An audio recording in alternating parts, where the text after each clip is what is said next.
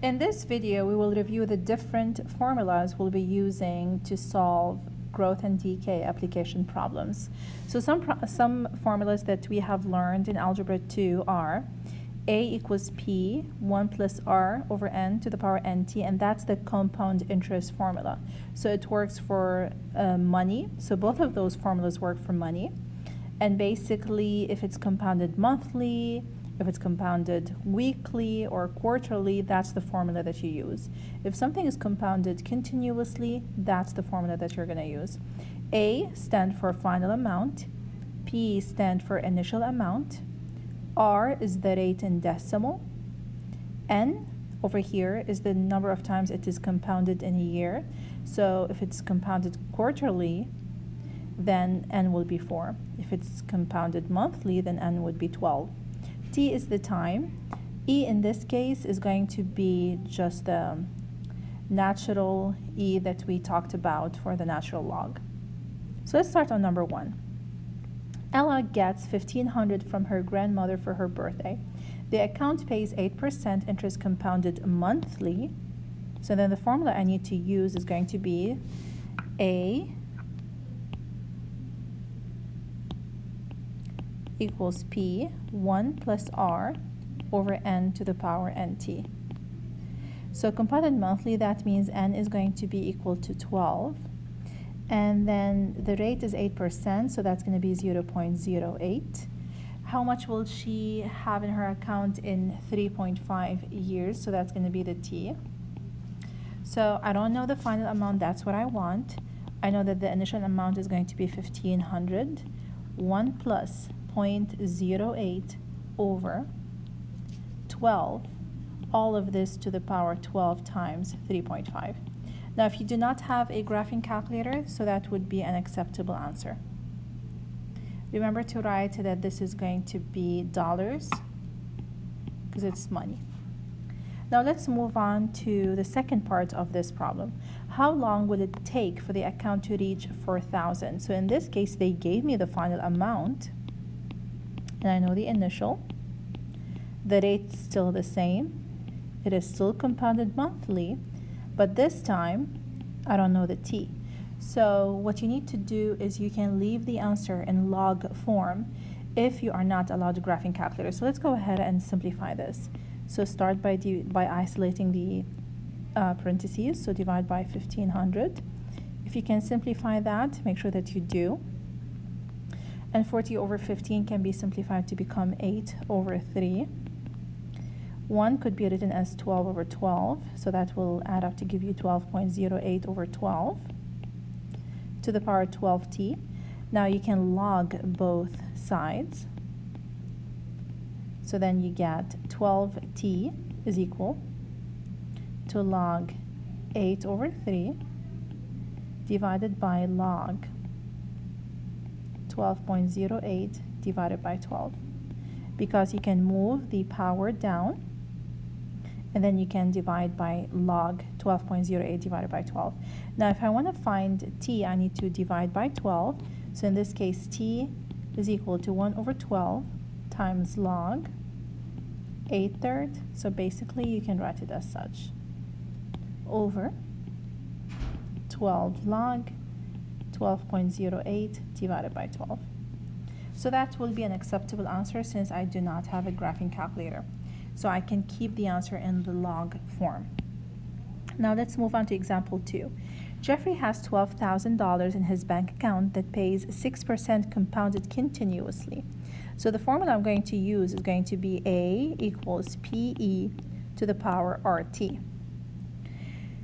What was the original investment? So they want P.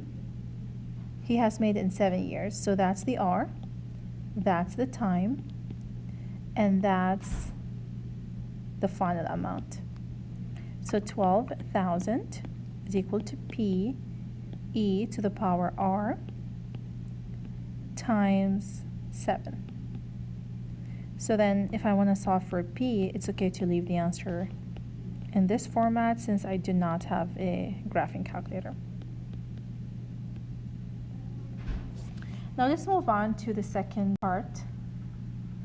In this case, sometimes in some questions, I'm asked to find a certain time or final amount. If something is doubled or tripled, then what do I do in this case? In this case, if you want me to give you the algebra 2 formula that you're used to, so for example, y equals a or b to the power t over k. Now, if this is a half-life, then b would be 1 over 2.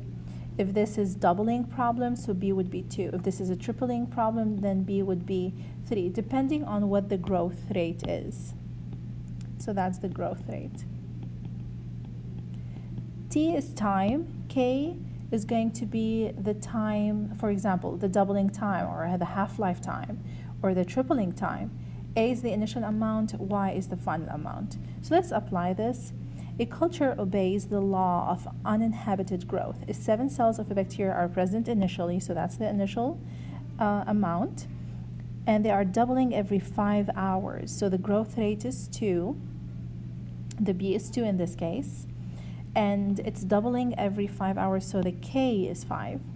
How many bacteria will there be in 3 days? Now you see how the time is in days, but the K is in hours, so make sure that you change them all into the same unit. So the final amount, I don't know what that is, so that's what they want. Okay, and the initial amount is going to be 7. It's doubling, and then 3 days, so that's going to be 72 hours over 5. So that's it. If you can solve it, solve it. If you cannot, just keep it as it is. So that would be the final amount. Now let's move on to number 4. The half-life of a certain radioactive substance is 35 years, and there are 2,000 grams present now. How much will you be present in 11 years? So half-life. So the final amount, I don't know that. Now the initial amount is 2,000, and it's half-life. T, so that's the 100 years, and the half-life is 35 years. So then that's going to be your final amount. Now remember that that's going to be in grams, so make sure that you write the unit. When will the substance have less than 1,500 grams left?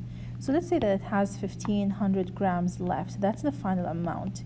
The initial amount is 2,000, half, T, that's what they want, and the K will not change since it's the same substance. So I need to solve for T. I do that by dividing, so I need to change it to log. So I need to isolate the parentheses or the exponential. So 15 divided by 20, that simplifies to give me 3/4.